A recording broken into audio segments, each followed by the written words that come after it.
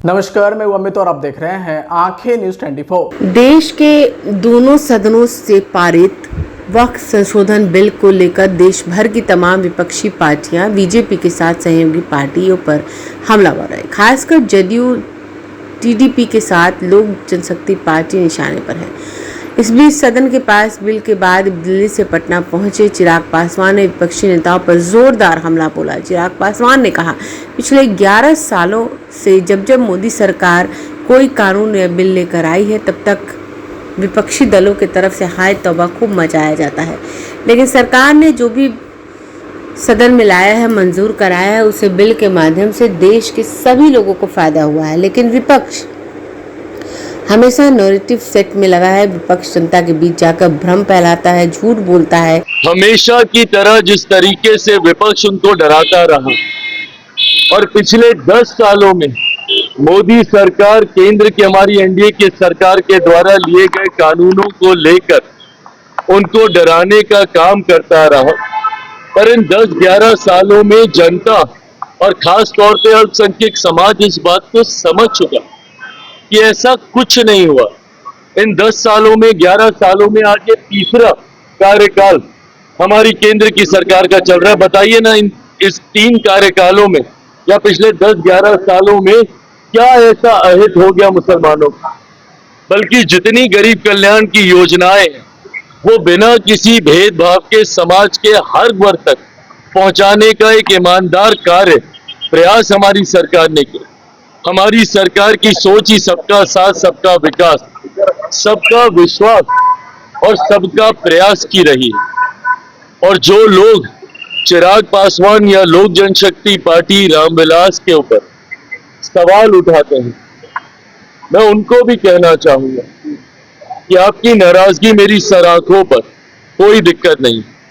आपकी नाराजगी तो मेरे उस पिता से भी रही थी जब उन्होंने 2014 में एनडीए का साथ देने का काम किया। उस वक्त भी आप उनसे नाराज हुए थे, बिना इस बात को याद किए कि कैसे 2005 में उन्होंने अपनी पार्टी को समाप्त कर दिया, बिहार में मुस्लिम मुख्यमंत्री बने इस बात की दावेदारी पेश करते हुए।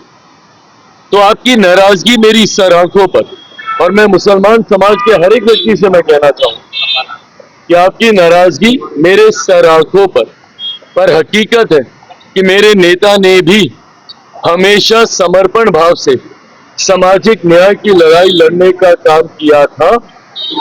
मेरी रगों में भी उन्हीं का खून है, उन्हीं के संस्कार हैं। मैं भी उनकी उस सोच को उतनी ही ईमानदारी से आगे लेकर चलने का काम करूं।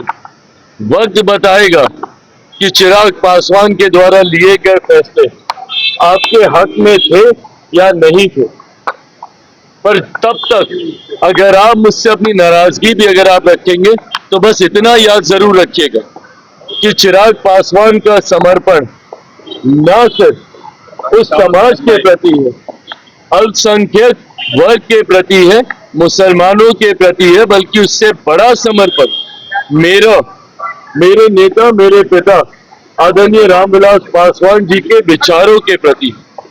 मेरा कमिटमेंट उनकी आइडियोलॉजी के साथ है और उनकी आइडियोलॉजी सामाजिक न्याय की रही है। और इसके साथ चिराग पासवान ने ना कभी समझौता किया था, ना कभी भविष्य में समझौता करेगा। चिराग पासवान के द्वारा लिया गया हर फैसला, मेरी पार्टी के द्वारा लिया गया हर फैसला मेरे पिता के विचारों को मजबूत करने की सोच को प्राथमिकता देने की दिशा में लिया जाएगा। समाज में सामाजिक न्याय को बढ़ाने की दृष्टि के साथ लिया जाएगा, समाज में सद्भावना को बढ़ाने की सोच के साथ लिया जाएगा और सबको, समाज के हर वर्ग को बराबरी का मौका मिले, अवसर मिले, इस सोच के साथ लिया जाएगा। हो सकता है जैसे इसके पूर्व में भी हुआ, आज शायद लोगों को इस पर यकीन ना हो, पर आने वाला समय बताएगा कि इस फैसले को लेने से पहले हर बिंदु पर विचार किया गया। हम लोगों की भी चिंता थी जब ये विधेयक सामने आया, जेपीसी की मांग हम लोगों के द्वारा की गई थी। हम लोग चाहते थे कि इस पर एक विस्तृत चर्चा हो। पार्टी की तरफ से हमारे सांसद अरुण भारती जी ने जेपीसी में अपने पक्ष को रखने का काम किया। हर बिंदु पर हम लोगों ने विस्तार से चर्चा की। जहां पे हम लोग की शंकाएं, जहां पे हम लोग को इसको लेकर चिंताएं थी, शंकाएं थी, उसको भी हम लोगों ने वहां पे रखने का काम किया। कई ऐसे सुझाव पार्टी के द्वारा दिए गए जिसको समिति ने स्वीकारने का काम किया, और इन तमाम बदलावों के बाद, इन तमाम सुझावों के बाद जिस नए स्वरूप में ये संशोधन विधेयक भारत की संसद में आया, इसके हर बिंदु पर अध्ययन करने के बाद ही लोक जनशक्ति पार्टी रामविलास ने इसका समर्थन करने का फैसला लिया है।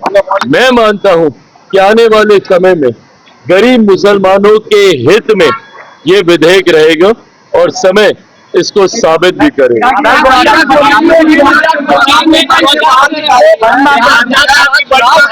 और जो 2025 में बिहार विधानसभा चुनाव है, विपक्ष साफ कह रहा है कि जो 17% वोट बैंक है उसका सीधा सीधा नुकसान होगा सत्ता पक्ष। क्यों कोई ये नुकसान करना चाहेगा, बताइए ना मुझे। अगर इतना ही स्पष्ट है, अगर विपक्ष इतना ही स्पष्ट है कि भैया 17% का हम लोग को नुकसान होगा, हम लोग क्यों करना चाहेंगे?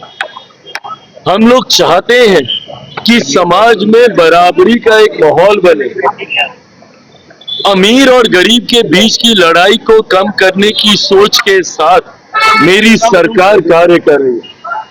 ऐसे में कुछ मुट्ठी भर लोग जो यहाँ पे बैठकर निर्णय लेते थे, तकलीफ सिर्फ उन लोगों को होगी। इससे मुसलमान समाज में एक बड़ा वर्ग ऐसा है, गरीब मुसलमानों, जिनको मौजूदा संशोधन जो हुए हैं उसका लाभ उनको मिलेगा।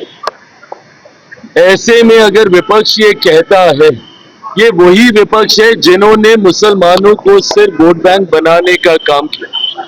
2006 में आई सच्चर कमेटी की रिपोर्ट में स्पष्ट तौर पे मुसलमानों के हालातों का जिक्र किया।